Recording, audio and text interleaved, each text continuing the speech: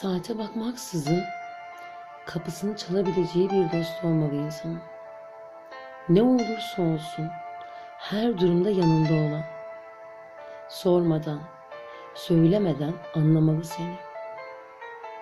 Çınar ağacı gibi olmalı, köklenmeli hayatında. Sen her daim onun orada durduğunu hissetmelisin.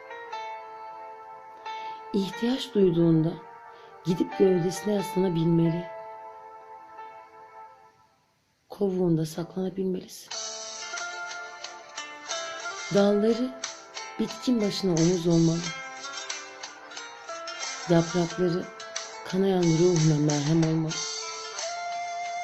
Onca insanın arasında bir tek o sözünü eğip bükmeden söylemeli. Yanlış anlaşılmayacağını bilmeli.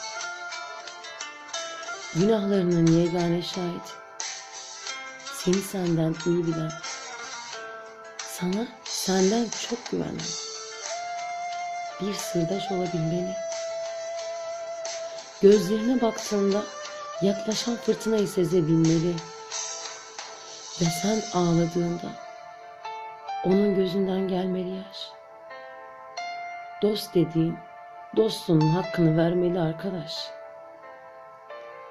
Dostunun hakkını vermeli.